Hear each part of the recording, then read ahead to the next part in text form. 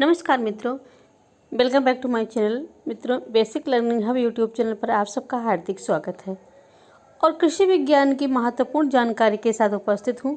तो आज तीसरा पाठ प्राकृतिक आपदाएं के संबंध में आपको जानकारी प्राप्त होने वाली है। इसी प्रकार की महत्वपूर्ण जानकारी के लिए मेरे चैनल से जुड़े रहें। साथ ही नए हैं तो सब्सक्राइब करना भी ना भूलें। तो आइए देखते हैं आज कृषि विज्ञान 8th क्लास की जो है उसका तीसरा पाठ कह सकते हैं, इकाई 3 और शीर्षक है प्राकृतिक आपदाएं। इस पाठ का अर्थ और विश्लेषण करेंगे, इसकी व्याख्या और इसके जो महत्वपूर्ण बिंदु हैं उनको एक्सप्लेन करेंगे। तो पाठ का नाम है प्राकृतिक आपदाएं। प्राकृतिक आपदाएं क्या हैं? तो पहला प्रश्न उठता है कि प्राकृतिक आपदाएं क्या हैं, कौन कौन सी हैं। तो कहते हैं कि वो प्राकृतिक आपदा का अर्थ है उस आपदा से है, उस समस्या से है जो प्राकृतिक कारणों से उत्पन्न होती है, जैसे आंधी, तूफान, टिड्डी का प्रकोप, ज्वालामुखी, भूकंप, चक्रवात इत्यादि। ये सब प्राकृतिक आपदाएं हैं। तो इन सब के विषय में जानेंगे। आंधी, तेज गति से हवा चलती है उसको आंधी कहा जाता है। तो अगर कहा जाए आंधी किसे कहते हैं, तो तेज हवा चलने के को आंधी कहा जाता है, बहुत तेज जब चलती है। तो इसी प्रकार इस पाठ को आगे समझेंगे। और यहाँ देखिए समुद्री समीर का चित्र बना हुआ है। ठंडा समुद्र, गर्म स्थल, सूर्य, ये जो है ये प्रक्रिया है इसकी। सूर्य की गर्मी से हवाएं जब गर्म होकर हल्की हो जाती हैं और ऊपर की ओर उठने लगती हैं, हवाओं के ऊपर उठने से नीचे की जगह खाली हो जाने से निम्न वायुदाब उत्पन्न हो जाता है और आसपास की उच्च वायुदाब वाली ठंड हवाएं तेजी से उस खाली स्थान को, खाली जगह को भर लेती हैं। तो इस प्रकार हम कह सकते हैं कि हवा उच्च वायुदाब से निम्न वायुदाब के क्षेत्र की ओर चलती है। और गर्मी के दिनों में जब मौसम में अधिक गर्मी होती है और हवा गर्म होकर उठती है, हवा के ऊपर उठने से नीचे खाली स्थान और निम्न वायुदाब के क्षेत्र उत्पन्न हो जाते हैं। तो निम्न वायुदाब के क्षेत्र में आसपास की ठंडी हवाएं जो उच्च वायुदाब की होती हैं बहुत तीव्र गति से खाली जगह की ओर जाती हैं।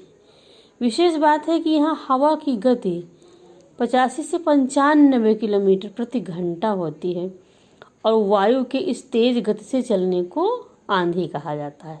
आंधी किसे कहा जाता है? वायु के तेज गति से चलने को आंधी कहा जाता है। अब जैसे आंधी आई तो उससे कुछ लक्षण होते हैं। पहले से आभास हो जाता है कि आंधी आने वाली है।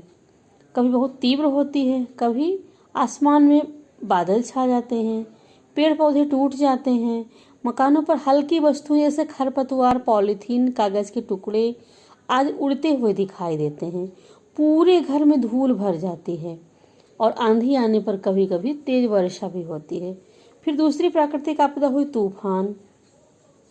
तूफान आंधी से भी खतरनाक हो सकता है। इससे बहुत सारी समस्याएं उत्पन्न हो जाती हैं। दूरभाष अर्थात टेलीफोन के तार टूट जाते हैं, बिजली के खंभे, पेड़ आदि उखड़ जाते हैं, फसलों को नुकसान होता है, घरों के छप्पर, घर दीवारें भी गिर सकती हैं, खिड़कियों के शीशे टूट सकते हैं और इस प्रकार तहस नहस कर देता है तूफान। तूफान जो है आंधी से भी तेज होता है और इसको तूफान कहा जाता है। फिर तूफान के जो गति होती है इसमें वायु की गति 95 से 115 किलोमीटर प्रति घंटे के हिसाब से होती है और तूफान जो होते हैं वो स्थानीय होते हैं। तूफान स्थल व समुद्र दोनों जगहों पर आते हैं। अगर पूछा जाए प्रश्न कि तूफान किन स्थलों पर आते हैं, तो इसका सीधा सा जवाब है स्थल और समुद्र दोनों जगहों पर आते हैं। अंतर होता है दोनों में कि स्थल पर आने वाले तूफान को स्थलीय तूफान और समुद्र में आने वाले तूफान को समुद्री तूफान कहा जाता है। स्थलीय तूफान व समुद्री तूफान का संबंध जब चक्रवात से होता है तो उसे चक्रवाती तूफान कहा जाता है। तो इस प्रकार अगर पूछा जाए चक्रवाती तूफान किसे कहते हैं, तो इसका जवाब होगा कि स्थलीय तूफान व समुद्री तूफान का संबंध जब चक्रवातों से होता है तो उसको चक्रवाती तूफान कहा जाता है। अब चक्रवात के संबंध में जानेंगे।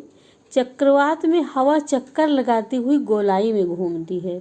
अक्सर देखा होगा कहीं तेज हवा चल रही है तो हवा गोलाई में घूमती है, ऐसा दिख जाता है आंधी तूफान के समय, तो उसको चक्रवात कहा जाता है।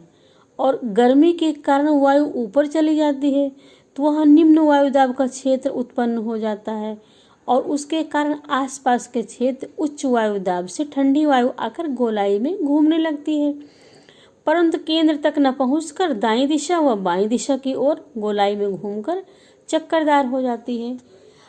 अब एक नया शब्द आएगा, टाइफून और हरिकेन क्या है। बहुधा प्रतियोगी परीक्षाओं में पूछा जाता है कि हरिकेन क्या है, टाइफून क्या है, तो इसका हम इस पाठ में बताने वाले हैं क्या मतलब होता है, क्या है, किस देश में आता है। जैसे चक्रवात को चीन में टाइफून कहा जाता है। अगर प्रश्न पूछें कि चक्रवात को चीन में क्या कहा जाता है, तो सीधा सा जवाब होगा टाइफून। हरिकेन किस देश से संबंधित है, तो कह सकते हैं कि मैक्सिको की खाड़ी में हरिकेन तूफान आता है, अफ्रीका में टॉर्नेडो आता है और बंगाल की खाड़ी में साइक्लोन, और भारत में तूफान आते हैं जो बंगाल की खाड़ी में आता है उसको साइक्लोन कहा जाता है। अब मस्तिष्क में प्रश्न उठता है कि चक्रवाती तूफान विभिन्न आकार के होते हैं और इनकी गति 130 किलोमीटर प्रति घंटे से भी अधिक होती है। चक्रवात जो है समुद्र में तेज चलते हैं, स्थल पर इनकी गति कम हो सकती है। चक्रवाती तूफान कई दिनों तक प्रभावी रहता है। इनमें वायु की गति इतनी तीव्र होती है कि जीवन को अस्त व्यस्त कर देते हैं। फिर इसके पश्चात है आंधी व तूफान से लाभ। आंधी चलने पर प्रदूषित वायु के स्थान पर परिवर्तन से वायुमंडल शुद्ध होता है और भारत में वर्षा जाड़े के दिनों में चक्रवाती हवाओं के कारण ऋतु में फसलों को अधिक लाभ होता है। समुद्र की लहरों में तीव्र गति के फलस्वरूप मोती, सीप, शंख व अन्य कीमती व दुर्लभ वस्तुएं आसानी से समुद्र तट तक आ जाती हैं। आंधी और तूफान से ये लाभ हैं, क्योंकि हर चीज के दो पक्ष होते हैं, लाभ और हानि। तो ये तो लाभ हो गए, तो इनको एक बार और क्लियर करेंगे। आंधी चलने पर प्रदूषित वायु के स्थान पर वायुमंडल शुद्ध हो जाता है। नंबर 2, फसलों को अधिक लाभ होता है। नंबर 3, समुद्री लहरों की गति के फलस्वरूप मोती, सीप, शंख व कीमती वस्तुएं बाहर आ जाती हैं। फिर आंधी और तूफान से हानि क्या है? बहुत सी हानियां हैं। यातायात में बाधा होती है, हवाई जहाज भी तूफान से प्रभावित होकर दुर्घटनाग्रस्त हो सकता है। फलदार वृक्ष और व्यावसायिक खेती को हानि पहुंचती है। पेड़ उखड़ जाते हैं, कमजोर और हो जाते हैं, गिर जाते हैं। पेड़ों की डालियां टूटकर गिर जाती हैं। बिजली और टेलीफोन के तार क्षतिग्रस्त हो जाते हैं। दूरसंचार प्रभावित होता है। खड़ी फसल में सिंचाई करने पर आंधी तूफान आ जाए तो पूरी फसल खेतों में गिर जाएगी। फसल उत्पादन पर दुष्प्रभाव पड़ेगा। अब इसके बाद आते हैं टिड्डी। टिड्डी का क्या प्रभाव है? टिड्डी भी बहुत बड़ी प्राकृतिक आपदा है। टिड्डी एक ऐसा हानिकारक कीट है जो पूरी की पूरी फसल चट कर जाता है। तो टिड्डी के विषय में बताएंगे कि हानिकारक कीट है। इसका रंग हरा, भूरा और पीला होता है और ये करोड़ों की संख्या में कई किलोमीटर तक लंबे दल बनाकर उड़ती हैं और मार्ग में पड़ने वाले हरे भरे खेत, बाग, पेड़ पौधे की पत्तियों और फलों को खा करके संपूर्ण क्षेत्र को नष्ट कर देती हैं। इनके आक्रमण के पश्चात तो पूरी तरह से अकाल ही पड़ जाता है और टिड्डियों का दल प्रायः सितंबर से लेकर अक्टूबर के महीने में रेतीले स्थानों पर अंडे देती हैं। मादा रेत या नरम मिट्टी में लगभग 5 मीटर गहरा गड्ढा खोदती है और उसमें 80 से लेकर 100 तक बेलनाकार अंडे देती हैं। इस प्रकार इनकी संख्या बहुत तेजी से बढ़ती है और जैसे ही बरसात आरंभ होती है अंडों से छोटे छोटे पंखहीन बच्चे निकलते हैं। इनको निम्फ कहा जाता है। ये फुदक फुदक कर चलते हैं और महीने भर में 5-6 बार त्वचा बदलकर पूर्ण वृद्धि प्राप्त कर लेते हैं और पंखों द्वारा उड़ने लगते हैं। टिड्डी प्रकोप से हानि। टिड्डी करोड़ों और अरबों की संख्याओं में चलती है और जब आती है तो अंधेरा छा जाता है। टिड्डी केवल फसलों को ही हानि नहीं पहुंचाती वरन सही वनस्पतियों को खा जाती है। टिड्डी से बचाव के ही बहुत ही महत्वपूर्ण उपाय हैं। तो इसके बचाव के लिए बहुत ही महत्वपूर्ण और सामूहिक रूप से कार्य करने की आवश्यकता है, तभी टिड्डियों से मुक्ति प्राप्त होगी। टिड्डियों को मारना आवश्यक है और यह एक ऐसा कीट है जिसे सामूहिक प्रयास करके ही नियंत्रित किया जा सकता है, क्योंकि इसका प्रकोप झुंड में फसलों तथा वृक्षों पर होता है। तो इसके लिए टिड्डी नियंत्रण हेतु राष्ट्रीय स्तर पर भारत सरकार द्वारा नियंत्रण संगठन की स्थापना की गई है, जो पूरे वर्ष भर इसके प्रजनन, उत्पत्ति और फैलाव के बारे में जानकारी और नियंत्रण करता है। फिर इसके बाद जो होता है, नील गाय का बहुत ही बड़ा प्रकोप होता है कृषि के क्षेत्र में। तो नील गाय जो हो वो एक वन्य पशु है। नील गाय को पाड़ा, घोड़रोज या वनरोज भी कहा जाता है। इसका आकार जो होता है घोड़े के समान होता है। ये हल्के नीले रंग के होते हैं और इनका पिछला हिस्सा ऊंचा होता है। इनकी टांगें लंबी होती हैं। गर्दन के नीचे बालों का एक गुच्छा होता है। नर में 8 इंच तक लंबे सींग पाए जाते हैं और प्रजनन काल वर्ष भर होता है। इनका बच्चा पैदा होते ही जमीन पर चलने लगता है। नीलगाय प्राय झुंड में ही पाए जाते हैं। तीव्र गति से भागते हैं। छोटे पौधे, पेड़ों की पत्तियां इनके प्रिय भोजन हैं। बागवानी और कृषि फसलों में इनसे बहुत नुकसान होता है। इनके प्रकोप के कारण अरहर, चना, मटर वो अन्य दलहनी फसलों की खेती अधिक प्रभावित होती है। बहुत थोड़े ही समय में नीलगाय खड़ी फसल को नष्ट कर देते हैं और सुरक्षा का कोई उपयुक्त उपाय नहीं है इनसे। ऊंची बाढ़ को भी छलांग लगाकर पार कर लेते हैं।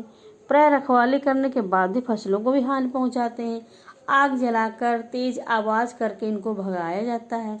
वन्य पशु संरक्षण के अंतर्गत इनका शिकार करना वर्जित है। और इसके पश्चात हम आते हैं ये कि आंधी और तूफान के आने के संबंध में जो मौसम विज्ञान है उसके माध्यम से अगर जानकारी मिल जाए तो समय समय पर उससे जानकारी का लाभ उठाकर उससे बचा जा सकता है। फिर सुनामी क्या है? सुनामी एक जापानी शब्द है। सुनामी समुद्र के गर्भ में भूकंप के कारण उत्पन्न होता है और इसकी लहरें बहुत ही तीव्र होती हैं। तूफान भूकंप के अलावा तटीय इलाकों में ज्वालामुखी फटने से भी उत्पन्न होता है और इसका कहर तटीय इलाकों पर भी होता है। तो इस प्रकार 26 दिसंबर 2004 को एक दैवीय आपदा सुनामी इंडोनेशिया के सुमात्रा द्वीप में भूकंप आने से घटित हुई थी। तो ये बहुत ही हानिकारक होती है। और इसके बाद एक उत्तरांचल की प्राकृतिक आपदा के संबंध में चर्चा करेंगे, जिसने बहुत हद तक प्रभावित किया था। प्राकृतिक आपदा पृथ्वी की प्राकृतिक प्रक्रियाओं के कारण जो उत्पन्न होती है, जैसे हिमस्खलन के संबंध में आप लोग जानते हैं भूकंप ज्वालामुखी मानव गतिविधियों को बहुत ही प्रभावित करता है। जून 2013 में उत्तरांचल में एकाएक बादल फटने की घटना के साथ मूसलाधार वर्षा हुई। तेज और लगातार बारिश के कारण भूस्खलन होने लगा और त्वरित बाढ़ आ गई। त्वरित बाढ़ ने केदारनाथ मंदिर के आसपास बहुत ही तबाही करी। बहुत सारे पर्यटक वहां फंस गए। बाढ़ के पानी का प्रभाव बहुत ही तीव्र था। कई गांव पूरे के पूरे बह गए। इस केदारनाथ त्रासदी में असीमित जनधन की हानि हुई। तो इस प्रकार ये बहुत बड़ी प्राकृतिक आपदा थी।